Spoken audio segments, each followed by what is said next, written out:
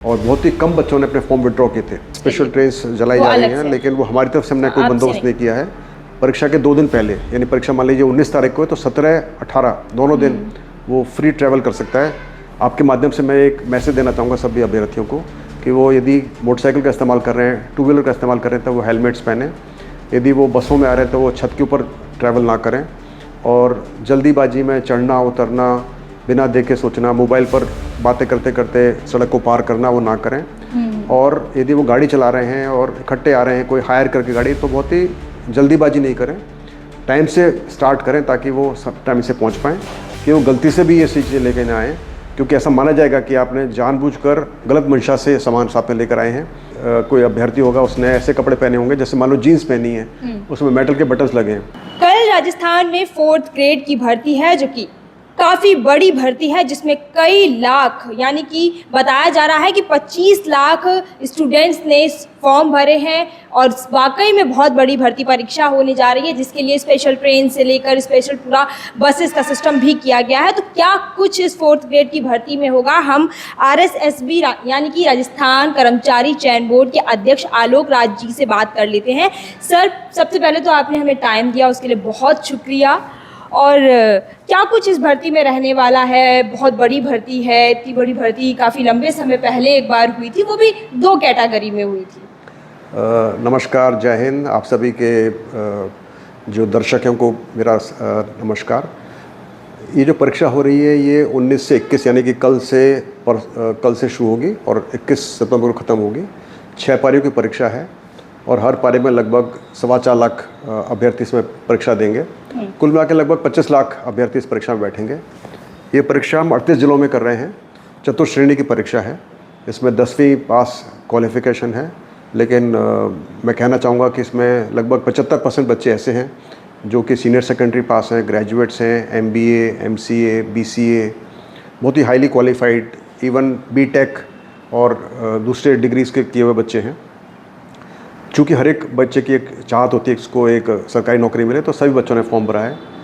और अच्छी बात यह भी है कि इसमें 53,000 से ऊपर वैकेंसीज़ हैं, तो ये काफ़ी ज़्यादा उम्मीद है युवाओं के लिए। तो इसलिए इस भर्ती की जो एक महत्व बढ़ जाता है।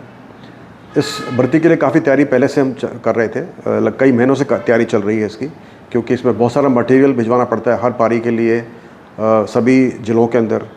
इसके लिए बहुत गोपनीय सामग्री भिजवानी पड़ती है। चूँकि पारी 6 पारियों में रही, तो हर एक पारी के पेपर्स, फिर कुछ एक्स्ट्रा सेट्स, ताकि एक सरप्राइज़ रहे कि कौन सा सेट किसके पास आएगा। पहले से डिसाइड नहीं करते कि कौन सा सेट किसके पार जाएगा, अलग अलग सेट होते हैं, लेकिन वो उसी वक्त डिसाइड किया जाता है कि कौन सा सेट कहाँ जाएगा। तो एक तरह से ये इसके लिए जो तैयारी चल रही थी वो बहुत टाइम से चल रही थी, और मुझे खुशी है कि सभी तैयारी पूरी हो चुकी हैं और सारा जो मटेरियल हर जगह पहुंच चुका है। और हमने एडमिट कार्ड इशू कर दिए हैं। मैंने चेक करा था, लगभग सुबह 22.5 लाख बच्चों ने अपने एडमिट कार्ड डाउनलोड कर लिए हैं, और मुझे उम्मीद है कि जो बाकी बच्चे होंगे जो कि आना चाह रहे होंगे, वो भी जल्दी ही अपना एडमिट कार्ड डाउनलोड कर लेंगे। हम उम्मीद कर रहे हैं कि इसमें भर्ती परीक्षा में लगभग 80% से ऊपर अटेंडेंस रहेगी, क्योंकि सभी जो युवा हैं बहुत जिम्मेवार तरीके से उन्होंने फॉर्म भरा है, और बहुत ही कम बच्चों ने अपने फॉर्म विड्रॉ किए थे। इसका ये मतलब ये माना जा रहा है कि हर एक अभ्यर्थी जिसने फॉर्म भरा है वो परीक्षा में बैठना चाहता है। तो इसके लिए जो अलग से बंदोबस्त किए गए हैं, रोडवेज़ में से अलग से बंदोबस्त किए, हमने रेलवेज़ के अलग से बंदोबस्त नहीं किए हैं। सर, लेकिन स्पेशल ट्रेन चलाई जा रही हैं, स्पेशल ट्रेन्स चलाई जा रही हैं, लेकिन वो हमारी तरफ से हमने कोई बंदोबस्त नहीं किया है। लेकिन रोडवेज़ की काफ़ी इसमें बंदोबस्त है। और जो नया जो इसका नियम है वो ये है कि हर परीक्षार्थी को परीक्षा के 2 दिन पहले, यानी परीक्षा मान लीजिए 19 तारीख को है, तो 17-18 दोनों दिन वो फ्री ट्रैवल कर सकता है। पहले जो नियम था वो था कि अपने होम टाउन से परीक्षा केंद्र तक, परीक्षा केंद्र जहाँ पर सिटी होती है वहाँ तक आ सकता है, लेकिन पिछले साल हमने ये नियम बदलवाया था, और अब परीक्षार्थी राजस्थान में कहीं से भी अपने परीक्षा केंद्र वाली सिटी में पहुँच सकता है, और परीक्षा केंद्र से परीक्षा समाप्त होने के बाद में अगले 2 दिन में वो कहीं पर भी जा सकता है राजस्थान के अंदर। ऑल ओवर राजस्थान में सर कितने सेंटर्स पड़े हैं? इसमें लगभग 1200 सेंटर के ऊपर पड़े हैं, और सबसे ज़्यादा मैक्सिमम सेंटर्स जयपुर में हैं, और जयपुर में ही हर पारी में लगभग 75,000 अभ्यर्थी इसमें हिस्सा लेंगे। तो ये काफ़ी बड़ी संख्या में यहाँ पर अभ्यर्थी आएंगे। लेकिन जैसा हमने देखा है, पहले भी हमने परीक्षाएं कराई हैं, और हमने पाया कि जो अभ्यर्थी हैं वो काफ़ी अनुशासित होते हैं और उनको परेशानियाँ भी काफ़ी होती हैं, उसके बावजूद भी वो काफ़ी अनुशासन से, संयम से परीक्षा देते हैं और जो सिटीज़ में आते हैं वो काफ़ी ध्यान रखते हैं कि वो फॉलो करें। आपके माध्यम से मैं एक मैसेज देना चाहूँगा सभी अभ्यर्थियों को कि वो यदि मोटरसाइकिल का इस्तेमाल कर रहे हैं, टू व्हीलर का इस्तेमाल कर रहे हैं तो वो हेलमेट्स पहनें। यदि वो बसों में आ रहे हैं तो वो छत के ऊपर ट्रैवल ना करें और जल्दीबाजी में चढ़ना उतरना, बिना देखे सोचना, मोबाइल पर बातें करते करते सड़क को पार करना वो ना करें। और यदि वो गाड़ी चला रहे हैं और इकट्ठे आ रहे हैं कोई हायर करके गाड़ी, तो बहुत ही जल्दीबाजी नहीं करें, टाइम से स्टार्ट करें ताकि वो सब टाइम से पहुंच पाएँ। और प्रवेश द्वार जो होंगे वो सुबह की परीक्षा के लिए 9 बजे बंद हो जाएंगे, दोपहर की परीक्षा के लिए 2 बजे बंद हो, 1 घंटे पहले, और दोपहर की परीक्षा 2 बजे बंद हो जाएंगे। लेकिन वो लास्ट मिनट का इंतजार ना करें, टाइम से पहुँचें ताकि उनको रश ना करना पड़े, एक्सीडेंट ना हो। पहले 1-2 हादसे हो चुके हैं परीक्षाओं के अंदर, जब अभ्यर्थी बहुत चौकस नहीं थे। तो मैं आप सबके माध्यम से रिक्वेस्ट करूँगा कि सभी अभ्यर्थी इस बात का ध्यान रखें और परीक्षाएं सुरक्षित तरीके से दें। तो जब भी हम देखते हैं कि कोई भी बड़ी भर्ती परीक्षा होती है तो हमारे मन में एक सवाल आता है, और बीते दिनों से फर्जीवाड़े को लेकर आप सुन ही रहे होंगे, आए दिन कोई ना कोई खबर आती रहती है। तो इससे बचने के लिए हम क्या कुछ नए टेक्निक्स हैं वो इस्तेमाल करेंगे? जब हम प्रवेश कर रहे होते हैं तो हमारे पास मेटल डिटेक्टर भी होता है और भी टेक्निक्स होती हैं, तो उसके लिए क्या कुछ रहेगा? देखिए, सबसे पहले तो हमने प्रयास किया है कि अभ्यर्थी डमी का इस्तेमाल ना कर पाएँ। तो हर एक अभ्यर्थी का जो एडमिट कार्ड होगा उसके ऊपर उसकी लाइव फ़ोटो भी होगी, 2 फ़ोटो प्रिंटेड होंगी। एक तो जो लाइव फ़ोटो है जो कि हर एक अभ्यर्थी ने अपने OTR यानी वन टाइम रजिस्ट्रेशन के अंदर अपलोड की है, और उसकी जो दूसरी फ़ोटो है जो उसने अपलोड की है। तो 2 फोटोग्राफ होने से वो अभ्यर्थी को पकड़ना आसान हो जाएगा, उसने कोई गलती की होगी तो। हर एक अभ्यर्थी के पास आइडेंटिटी कार्ड होगा, और हर एक सेंटर के ऊपर हमने एंट्री के ऊपर फ्रिस्किंग की जा रही है, जहाँ पर कि अभ्यर्थी के पास मेटल डिटेक्टर से पूरी जांच की जाएगी, क्या उसके पास कोई Bluetooth device, mobile, camera, calculator, smart watch, चाकू, तमंचा नहीं है। और मैं आपके चैनल के माध्यम से ये आग्रह करूँगा सभी को कि वो गलती से भी ये चीज़ें लेकर ना आएँ, क्योंकि ऐसा माना जाएगा कि आपने जानबूझकर गलत मंशा से सामान साथ में लेकर आए हैं, और उस समय आप नहीं बोल पाएंगे कि हमने गलती से, हमारे पास ये ब्लूटूथ डिवाइस रह गई। तो उसको जांच की जाएगी। और इसके अलावा हर एक अभ्यर्थी का वहाँ पर बायोमेट्रिक्स होगा, फेस स्कैन होगा। हमारे पास लाखों बच्चों का बायोडाटा और फेस स्कैन, फेस की डिटेल्स और उनके जो थंब इम्प्रेशंस या फिंगर इम्प्रेशंस हमारे पास अवेलेबल हैं, और हमारा सॉफ्टवेयर इन सब की जाँच करेगा बैकग्राउंड में। और यदि कोई अभ्यर्थी ऐसा पाया गया जो कि हमारी परीक्षा में तो सही है मगर उसने और कहीं परीक्षा दी है जो कि अलग नाम से दी है, तो ऐसे अभ्यर्थी को हम फ़ौरन पकड़ लेंगे और वो बजाय परीक्षा केंद्र से घर जाने के वहाँ से हवाला जाएगा। कई बार सर चेकिंग के दौरान कपड़े भी उतरवा दिए जाते हैं स्टूडेंट्स के, और ये चेकिंग इस तरह से होती है, रूल्स एंड रेगुलेशंस इतने सख्त कर दिए जाते हैं कि वो कहते हैं कि हम मतलब हमारे कपड़े उतरवा दिए गए, इतनी सख्त चेकिंग हुई। देखिए, ऐसा कभी नहीं होता है, लाखों बच्चे परीक्षा देते हैं। यदि ऐसा आम बात होती तो हमको पता रहता और उसके खिलाफ हम बहुत एक्शन ले लेते। लेकिन कभी कभी ऐसा किसी सेंटर पर हुआ होगा जहाँ पर कि कोई अभ्यर्थी होगा, उसने ऐसे कपड़े पहने होंगे, जैसे मान लो जीन्स पहनी है, उसमें मेटल के बटन्स लगे हैं, तो नेचुरली उसको उतरवा के चेक करना पड़ेगा, क्योंकि जब तक आप चेक नहीं करोगे आपका जो मेटल डिटेक्टर है वो पीपी करता रहेगा, और पता नहीं पड़ेगा वो पीपी कर रहा है क्योंकि बटन की वजह से कर रहा है या उस बच्चे के पास में कोई ब्लूटूथ डिवाइस है, मोबाइल है। और इसलिए हमने आदेश दिए हैं और निर्देश दिए हैं कि ऐसे अभ्यर्थी जिनके पास पहले तो जीन्स पहन के ना आए, लेकिन फिर भी किसी वजह से कोई भूल जाता है, गलती से आ जाता है, तो हम परीक्षा देने देंगे, मगर उसको जो लड़कियों वाला इनक्लोजर होगा वहाँ ले जाएंगे, उसका पैंट उतरवाएंगे, उसकी जांच होगी, उसके पास उसकी पैंट की जांच की जाएगी, और उसके बाद ही उसको एक एफिडेविट लिखवा कर फिर अंदर भेजा जाएगा, और उसको डिक्लेयर करना पड़ेगा कि मैं किसी गलत मंशा से मैं कपड़े पहन कर नहीं आया हूँ, और यदि मेरी जाँच में कोई भी गलती पाई गई तो हम उसके खिलाफ एक्शन ले सकते हैं। सर एक सवाल और है कि जब एडमिट कार्ड में कोई भी नाम और आधार कार्ड में नाम में मिसमैच हो जाए, जैसे कि कोई भी स्पेलिंग में 1-2 वर्ड्स का इधर उधर हो जाए, तो उस वक्त प्रवेश मिलेगा स्टूडेंट को या नहीं मिलेगा? ये देखिए, अभी आप बोल रहे हैं कि 1-2 वर्ड्स का डिफरेंस हो जाए तो नहीं मिलेगा। नहीं मिलेगा। हाँ, आपका नाम मान स्पेलिंग लीजिए, में अगर कोई आपका नाम है राम सिंह और आपकी जगह श्याम सिंह आ जाए तो नहीं मिलेगा। लेकिन राम सिंह के अंदर मान लो RAM की जगह REM हो गया, तो फिर वो एक बच्चे से एफिडेविट लिखवाया जाएगा। तो एक आध अक्षर शब्द नहीं, एक आध अक्षर यदि कोई मिसप्रिंट होता है या कोई मिसमैच होता है तो फिर अपन एफिडेविट लिखवाते हैं, लेकिन नाम ही अलग है और उस पर नाम अलग लिखा है तो उसको कैसे आप एंट्री मिलेगी? तो उचित नहीं रहेगा। तो आप खुद ही समझ लीजिए इस बात को। अक्षर होगा तो अक्षर एक आध कोई होता है मिसिंग, तो उस हालत के अंदर उससे एफिडेविट लिखवाया जाएगा और फिर उस अभ्यर्थी को परीक्षा के लिए अलाउ किया जाएगा। सर, 4th ग्रेड का जो एग्ज़ाम है उसमें क्या कुछ जो वेटेज तय किया जाता है, फिक्स होता है, उसके हिसाब से एग्ज़ाम्स में क्वेश्चंस आएंगे या फिर चेंज हो जाता है, क्या कुछ रहता है एक बार? देखिए, इस परीक्षा में बहुत ही 10वीं क्लास के लिए बच्चों की परीक्षा है। हमने सब कुछ बिल्कुल खोलकर जो सिलेबस से बताया हुआ है और मार्क्स का वर्गीकरण किया हुआ है, तो सभी पेपर्स उसी के मुताबिक आएंगे, कोई भी ऊपर नीचे नहीं आएगा। कोई मामूली फ़र्क कहीं पर बहुत एक आध क्वेश्चन का ऊपर नीचे हो सकता है, वो भी संभावना नहीं है। और मुझे उम्मीद है कि जो बच्चों ने तैयारी की है उनके काम आएगी। और चूँकि ये परीक्षा अलग अलग पारियों में हो रही है, 6 पारियों में हो रही है, तो इसमें नॉर्मलाइजेशन भी होगा। लेकिन आपको बता दें कि हमने अभी नॉर्मलाइजेशन की जो पद्धति है वो बदली की है। पहले हम जेड फार्मूलों का इस्तेमाल करते थे, अब हम इक्वी परसेंटाइल फार्मूलों का इस्तेमाल करते हैं। और इक्वी परसेंटाइल फार्मूला के माध्यम से हमने जेल प्रहरी परीक्षा जो कि 2 पारियों में हुई थी, उसको भी हमने नॉर्मलाइजेशन किया था। और मुझे बहुत खुशी है बताने में कि उस पद्धति से जब हमने नॉर्मलाइजेशन किया तो छात्रों में, परीक्षार्थियों में, युवाओं में काफ़ी संतोष था और किसी प्रकार की कोई अड़चन नहीं हुई, इसको कोई चैलेंज नहीं किया गया।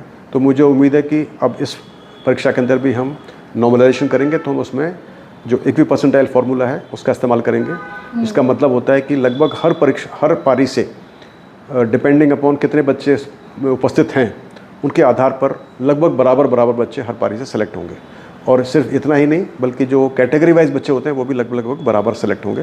तो ये एक अप्रॉक्सीमेट है, मगर ये काफ़ी अच्छा है, संतोषजनक है। और किसी भी अभ्यर्थी को चिंता करने की आवश्यकता नहीं है कि वो उसका किस पारी में नंबर आएगा और किस पारी से सिलेक्शन ज़्यादा होगा। अक्सर बच्चे मुझे बोलते हैं कि साहब हमारा लास्ट पारी में ज़्यादा सिलेक्शन होता है। ऐसा कुछ भी नहीं होगा। तो आप ये सोचें भी नहीं, जिस पारी में आपका नंबर आ रहा है उसमें आप बैठें और आराम से बिना हिचक के परीक्षा दें।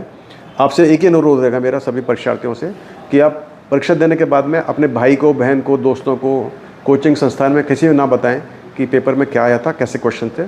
सर, इसको लेकर नया रूल भी आया है कि कड़ी से कड़ी कार्रवाई की जाएगी अगर सोशल मीडिया पर कोई भी एनालिसिस करता है परीक्षा के 3 दिन के दौरान। हाँ, इसका नोटिस होगा, आज जारी हो जाएगा। और सभी से मेरा अनुरोध है कि यदि आपने कोचिंग संस्थानों से या कोई भी जो यूट्यूबर्स हैं, कोई भी एनीबडी जो चाहते हैं कि हम डिस्कस करना चाहते हैं परीक्षा पत्र के बारे में, संभावित क्वेश्चनों के बारे में, आज रात तक कर लें, कोई दिक्कत नहीं। आज रात तक आप चाहे जितना अपलोड कर दें क्वेश्चंस को, गैस पेपर को, जो भी करना चाहें। फिर आप सबसे मेरा रिक्वेस्ट है कि आप हमारे नोटिस के मुताबिक 19, 20 और 21 3 दिन संयम बना के रखें और कृपा करके सोशल मीडिया पर प्रश्नों को या संभावित प्रश्नों को या कुछ भी जो भी आपके टिप्स हैं उनको आप ना दें, क्योंकि उससे जो पूरी कार्रवाई है परीक्षा की जो एक पूरी कार्रवाई चल रही है, प्रक्रिया चल रही है, उसमें इंटरफेरेंस कॉज होता है। और बजाय कि ऐसे कोई कानून बने और कानून के हिसाब से सब लोग चलें, मैं समझता हूँ कि सभी लोग बहुत जिम्मेवारी से इस बात को समझेंगे और प्रयास करेंगे कि सभी के लिए समानांतर लेवल प्लेइंग फील्ड बनी रहे, ताकि किसी जो व्यक्ति का जो बाद में लास्ट पारी में परीक्षा देने जा रहा है उसको ज़्यादा फ़ायदा ना पहुँचे, जो बच्चा पहली पारी में दे रहा है उसको ज़्यादा फ़ायदा ना पहुँचे। हालांकि जो इक्वी परसेंटाइल फार्मूला है वो इस बात को केटर करता है कि डिग्री ऑफ डिफ़िकल्टी कैसी भी हो वो फिर भी इसको केटर कर लेता है। उसके बावजूद भी मैं ये रिक्वेस्ट करूँगा कि सभी परीक्षार्थियों से कि वो पेपर तो ले जाने का अलाउड नहीं होगा सभी को, बाद में हम पेपर सारे अपलोड कर देंगे 22 तारीख को हमारी वेबसाइट के ऊपर, मगर उन सबसे अनुरोध है कि वापस आने पर, परीक्षा आने के बाद, वो अपने पेपर के क्वेश्चंस किसी को ना बताएं। सर, क्या लगता है आपको कि जो छठी पारी में जो बच्चा वहाँ बैठता था उसके साथ समानताएं नहीं हो पाती थी, इस बार ये रूल लाने की ज़रूरत पड़ी? हाँ बिल्कुल, कई बार अभ्यर्थी इस बात की चिंता व्यक्त करते थे कि खासकर जो अभ्यर्थी पहली पारी में, दूसरी पारी में होते थे कि साहब जो बाकी पारी के बच्चे होते हैं उनको एक पैटर्न पता पड़ जाता है पेपर का और वो तैयारी कर पाते हैं, वो तैयारी करके जाते हैं तो उनके नंबर ज़्यादा अच्छे आते हैं, तो ज़्यादा बच्चे वहाँ से सिलेक्ट होते हैं। ऐसे बच्चों की सोच है, हालांकि ऐसा इतना फ़र्क नहीं पड़ता है क्योंकि क्वेश्चंस बिल्कुल अलग होते हैं और एक क्वेश्चन आप खुद भी गेस कर सकते हो क्योंकि हमने सिलेबस दिया हुआ है, हमने बताया क्या क्वेश्चन पूछे जाएंगे। तो ये सब एक महज एक इमेजिनेशन है, लेकिन ठीक है, लेश मात्र बहुत फ़र्क पड़ता होगा तो फ़र्क पड़ सकता है, मगर उसी को हमने कम करने के लिए प्रयास किया है कि ये हम पेपर इशू ना करें बच्चों को। और दूसरा, हम प्रयास करें, रिक्वेस्ट करें सभी जिम्मेवार नागरिकों से कि वो इस प्रश्न पत्रों को डिस्कस ना करें, इन प्रश्नों को ही नहीं बल्कि संभावित प्रश्नों को भी डिस्कस ना करें। सिर्फ 3 दिन 19, 20 और 21 उसके बाद जब परीक्षा समाप्त हो जाती है उसके बाद वो खुद डिस्कस कर सकते हैं, पेपर्स के बारे में बात कर सकते हैं, हमें कोई परेशानी नहीं है। सर, आप बच्चों से बहुत जुड़े रहते हैं, आप जहाँ भी जाते हैं, कोई भी दौरा होता है तो आप ट्वीट कर देते हैं कि आज मैं झुंझुनू पहुँच गया, आज मैं चूरू, तो सर्किट हाउस। आप तब जब बच्चे मिलते हैं तो आपसे क्या कुछ बात करते हैं, कैसा क्या रिएक्शन रहता है, क्या पूछते होंगे वो लोग?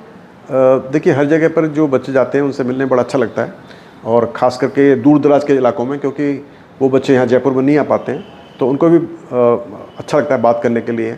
और एक ट्विटर के माध्यम से या एक टेलीफोन के माध्यम से पूछना अलग बात होती है, और एक खुद मिलकर किसी बात को पूछना, उसका अलग फ़र्क पड़ता है। तो एक बहुत ही अच्छी एक समझ लीजिए कि एक एक्सरसाइज है जिसके अंदर कि हम पर्सनली मिलकर बात कर सकते हैं। और ज़्यादातर बच्चे सिर्फ इसलिए नहीं आते कि उनको कोई सवाल पूछना होता है या उनके कोई सुझाव होते हैं, वो सिर्फ एक मिलने के हिसाब से भी आते हैं। उनको लगता है कि हम चूँकि जुड़े हुए हैं ट्विटर के ऊपर चेयरमैन साहब से, आप और जाते मुझे होंगे भी, तो कितने कितने बच्चे एक बार में मिलने आ जाते होंगे? सो अलग अलग होता है डिपेंडिंग अपॉन हमने कितने बजे बच्चों को बताया और कब बताया, तो उसका फ़र्क पड़ता है। लेकिन आमतौर पर 100-150 से लेकर 20-25 बच्चे अलग अलग जगह के हिसाब से जितने बच्चे वहाँ होते हैं आ जाते हैं, और वो तरह तरह के सवाल पूछते हैं, तरह तरह के सुझाव देते हैं। कई बार वो अपनी जो वेदना को व्यक्त करते हैं और परेशानियों को व्यक्त करते हैं, अपने माता पिता को साथ में कई बार लेकर आते हैं, और कई बार बहुत खुश भी होते हैं। जो बच्चे सेलेक्ट हो जाते हैं वो भी बहुत खुश होते हैं, वो मिलने को आते हैं, मिठाई भी लाते हैं, और कई सारे लोग गाली भी देते हैं। हर तरह से होता है, जो हमको हर तरह से तैयार होना पड़ता है, हर तरह से तैयार होना भी चाहिए, क्योंकि जब आप इस फील्ड में हो, आप पब्लिक स्पेस में हो, तो हर एक को पूरा हक है कुछ भी बोलने का और अपनी बात बताने का। बिल्कुल, बिल्कुल। सर, एक सवाल ये भी है कि जब स्टूडेंट एग्ज़ाम हॉल में होता है, वो किसी भी तरह बात करता हुआ या हल्का सा भी डिस्कशन करता हुआ पकड़ा जाता है, तो क्या कुछ उसके साथ होता है? किस तरीके से कार्रवाई की जाती है, उसको उठा दिया जाता है? देखिए, परीक्षा के नियम हैं और वो सभी को बहुत अच्छे से मालूम है कि परीक्षा के दौरान यदि कोई अभ्यर्थी उन नियमों का पालन नहीं करेगा, और यदि वो if it amounts to cheating, यदि वो नकल करने के बराबर माना जाएगा, तो उसके खिलाफ जो नया कानून अपना है उसके मुताबिक कार्रवाई होगी, जिसमें 10 लाख से लेकर 10 करोड़ तक का प्रावधान है जुर्माने का, और 10 साल से लेकर आजीवन कारावास की सज़ा का प्रावधान है।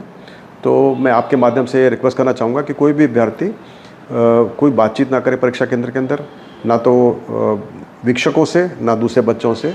और ज़्यादातर जगह पर हमने CCTV कैमरे लगाए हुए हैं, और वो कैमरे एक्टिव रहेंगे और सब कुछ रिकॉर्ड करेंगे।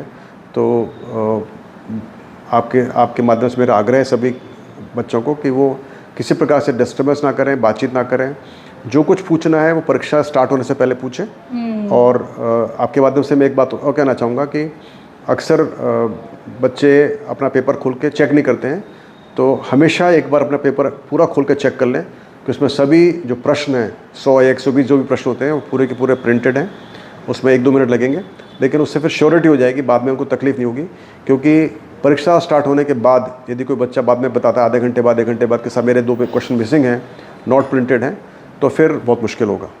तो मेरा यही अनुरोध है कि इस बात का ध्यान रखा जाए। सर, एट लास्ट आप क्या मैसेज देना चाहेंगे उन सभी स्टूडेंट को जो आ रहे हैं, एग्ज़ाम देंगे? क्या कुछ आप कहना चाहेंगे? बस मैं ये कहना चाहूँगा कि सबसे इम्पॉर्टेंट होता है कि परीक्षा केंद्र तक सुरक्षित पहुँचना, अपने आप को बहुत कूल रखना, अपने आप को संतुलित रखना, और प्रयास करना जो कुछ आपने किया है वो आपके दिमाग में रहे। व्यथित होना, गुस्सा करना, लड़ाई झगड़ा करना, अनुशासन नहीं करना, वो सब छोड़ना चाहिए। बिल्कुल रिलैक्स रहना चाहिए, और रिलैक्स माइंड से फिर प्रश्नों का आंसर देना चाहिए। कोशिश करनी चाहिए कि हर प्रश्न को अच्छे से समझें, जल्दीबाजी ना करें। आपको पता है कि कितने क्वेश्चन आपको करने हैं। मान लो 120 प्रश्न करने हैं, आपके पास 2 घंटे का वक्त है, तो आप डिवाइड कर लें कि कितने टाइम में कितने प्रश्न करने हैं, और उतना टाइम ही आप उस प्रश्न पर दें।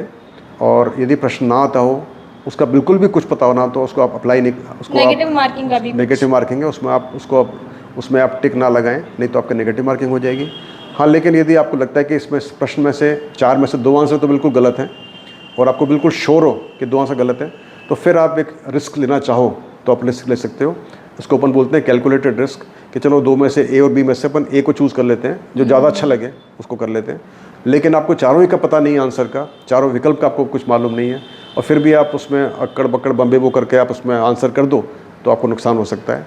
तो मैं आपके माध्यम से सभी कैंडिडेट्स को मैं शुभकामनाएं देना चाहूँगा, आप सभी को ऑल द बेस्ट बोलना चाहूँगा, और मैं आपसे रिक्वेस्ट करूँगा कि आप जो नियम उनको फॉलो करें, टाइम से पहुँचें, अच्छे से परीक्षा दें, शालीनता बनाए रखें, सो आपके जो वीक्षक होते हैं वो टीचर्स होते हैं, गुरु होते हैं, उनका पूरा आदर सम्मान करें और मुझे उम्मीद है कि आप अपनी परीक्षा में सफल होंगे। सर कल आपका क्या कुछ डे प्लान रहेगा? आप सेंटर्स पर जाएंगे, कल भी मिलेंगे, क्या कुछ रहेगा? देखिए, जब भी परीक्षाएं होती हैं तो हम सभी, मैं चेयरमैन हूँ, हमारे मेंबर साहब बैठे हैं और हमारे बाकी जो मेंबर्स होते हैं परीक्षा के, दूसरे अधिकारीगण होते हैं, हम सब प्रयास करते हैं कि हम अलग अलग जगह पर जाएं और परीक्षा केंद्रों में विज़िट करें। और मैं बाहर तो नहीं जा पाता परीक्षा के टाइम के अंदर, लेकिन मैं जयपुर के अंदर ही प्रयास करता हूँ कि हर परीक्षा के दौरान में, हर शिफ्ट में कम से कम एक परीक्षा केंद्र में जाता हूँ और वहाँ पर जाकर मैं प्रयास करता हूँ कि 5, 6, 7 कक्षों के अंदर मैं विज़िट करता हूँ, बच्चों से मिलता हूँ, उनसे बात करता हूँ, 1 to 1 रूबरू करता हूँ, उनसे मैं फीडबैक लेता हूँ और उनका जो भी पॉजिटिव नेगेटिव फीडबैक होता है उस परीक्षा से संबंधित या और दूसरी परीक्षा से संबंधित उनसे लेता हूँ और फिर उसको सबको इकट्ठा करके प्रयास करता हूँ कि सिस्टम में कुछ इम्प्रूव किया जाए। इसके अलावा जो परीक्षा कंडक्ट करने वाले होते हैं, जो यहाँ पर स्टाफ होता है, सेंटर सुपरिटेंडेंट होती है, वीक्षक होते हैं, उनसे मिलता हूँ और चेक करता हूँ कि वो उनके कोई फीडबैक इश्यूज़ हैं और साथ साथ में चेक करते हैं जो बॉक्स पेपर का आया है वो पेपर प्रॉपर पैकिंग है कि नहीं, उसके लेयर सारे सुरक्षित हैं कि नहीं, टाइम से उसको कोड मिला है कि नहीं मिला है। तो पूरी जो प्रक्रिया होती है परीक्षा की उसको हम देखते हैं। लेकिन जैसे ही परीक्षा स्टार्ट होती है फिर मैं आमतौर पर परीक्षा केंद्र को छोड़ देता हूँ और फिर आकर फिर चूँकि हमारा यहाँ पर कंट्रोल रूम बना होता है और यहाँ पर हम पूरे सारे जो 38 डिस्ट्रिक्ट्स के कंट्रोल रूम से कनेक्टेड होते हैं, तो फिर हम यहाँ पर जायज़ा लेते हैं कि हर जगह परीक्षा टाइम से शुरू हो चुकी नहीं शुरू हो चुकी है, हर जगह वीडियो कैमरे CCTV काम कर रहे हैं कि नहीं कर रहे हैं। तो पूरा की पूरा एक कंट्रोल और मॉनिटरिंग का काम हमारा शुरू हो जाता है और उसके बाद में जब परीक्षा समाप्त होती है फिर उसके बाद उसके जो OMR शीट्स होती हैं उनका कलेक्शन होता है। तो हर चीज़ को मॉनिटर करना बहुत ही आवश्यक होता है। हालांकि पूरा स्टाफ होता है, हर एक की ड्यूटियाँ निहित होती हैं, मगर फिर भी और आमतौर पे कहीं ना कहीं कुछ ना कुछ अड़चनें, कोई चैलेंजेस, कोई रिपोर्टिंग, कहीं पर कुछ गड़बड़, ऐसी चीज़ें मिलती रहती हैं जिनको हमको देखना पड़ता है और डिसीजन देना पड़ता है। तो ये पूरी हमारी रूटीन रहती है परीक्षा के दिनों की। सर OMR शीट को लेकर कई बच्चे बहुत ज़्यादा कंफ्यूज हो जाते हैं कि एक डॉट भी लग गया, फिर हमें भरना जो सही था वो हम नहीं भर पाए। उसके लिए आप क्या मैसेज देना चाहेंगे कि कैसे OMR शीट को भरा जाए, डॉट लग जाए तो उसे छोड़ दिया जाए या नेक्स्ट वाला भर दिया जाए? आप इतने सवाल पूछते थे अपने स्कूल के अंदर भी? हाँ, खूब सारे सवाल हो जाता था सर। अच्छा ठीक है, चलो कितने सवाल रह गए भी आपके? बस लास्ट सवाल। अच्छा, नहीं आपने बहुत अच्छा सवाल पूछा, ये it's a very good question, क्योंकि ये मैसेज जाएगा तो पता चलेगा। नहीं, ये आपने बहुत अच्छा, बहुत पर्टिनेंट क्वेश्चन पूछा आपने और मैं आपके माध्यम से, आपके चैनल के माध्यम से बच्चों को बताना चाहूँगा कि ये हम कई बार बहुत कंफ्यूज रहते हैं और जल्दीबाजी में हम आपके जो 4 ऑप्शन होते हैं ABCD, उसमें हम 4 में से 2 में लगा देते हैं, टिक कर देते हैं, तो वो तो फिर आप 100% आपका रॉन्ग हो जाएगा। लेकिन कई बार हम ये भी चालाकी करने की कोशिश भी करते हैं कि हम एक जगह पर थोड़ा टिक को, जो गोला करने को जो गोला भरना होता है उसको अच्छे से भर देते हैं, दूसरे वाले थोड़ा हल्का सा छोड़ देते हैं। तो जो मशीन होती है वो बहुत सेंसिटिव होती है। आमतौर पर हम हर OMR शीट को 2 मशीनों से स्कैन करते हैं। हर OMR शीट को 2 बार स्कैन किया जाता है और उनकी जो इंटेंसिटी होती है उसको अलग अलग किया जाता है, उसके आधार पर किया जाता है और जब भी कोई डिस्प्यूट होता है तो हम उसका निर्णय लेते हैं। लेकिन हमारी जो मशीनें होती हैं वो ये देख पाती हैं कि अब अभ्यर्थी ने इसमें जानबूझकर एक गोला लगाया है या जानबूझ के 2 गोले लगाए हैं, और डिपेंड करता है उसने कितना, उसमें जो गोला लगाया है, जो बिंदु लगाया है वो कितना बड़ा है या छोटा है। तो कई बार जो बच्चा गलती से एक बार उसको छू देता है तो मशीन उसको पकड़ पाती है कि ये गलती से छुआ हुआ है, यानी कि बहुत ही जो मध्यम, बहुत ही वीक सा जो स्पॉट लगा देते हैं वो उसको मशीन इग्नोर कर देती है। लेकिन जहाँ पर उसको लगता है क्लियर कट स्कैनिंग मशीन को कि इसने बाकायदा एक बिंदु लगाया है जानकर, तो फिर मशीन उसको एक्सेप्ट कर लेती है और वो डबल उसका रेस्पॉन्स हो जाता है और वो उसको नेगेटिव यानी कि रॉन्ग आंसर माना जाता है, यानी कि नेगेटिव मार्किंग होती है। तो आप सबसे मेरा अनुरोध है कि जब भी आप OMR शीट को भरते हैं तो प्रयास करें कि आप अलग अलग बिंदु ना लगाएं और बिंदु लगाने से पहले सोचें कि आंसर कौन सा है। जब डिसाइडेड हो उसके बाद ही आप उस पर गोले को आप भरें और ये चालाकी ना करें कि मैं 1-2 बिंदु अलग अलग लगाता हूँ छोटे छोटे, तो मशीन उसको 100% उसको नेगेटिव मान लेगी और आपको नेगेटिव मार्किंग हो जाएगी। जी बिल्कुल। तो आपने सुना होगा सर को कि किस तरीके से आपको तमाम रूल्स एंड रेगुलेशंस का पालन करना है और अपनी एग्ज़ाम देने के लिए आना है। एडमिट कार्ड साथ लेके आइएगा, आधार कार्ड साथ लेके आइएगा और आराम से आइएगा। बाकी बेस्ट ऑफ लक आप सभी को, जितने भी अभ्यर्थी हमारे इस वीडियो को देख रहे हैं।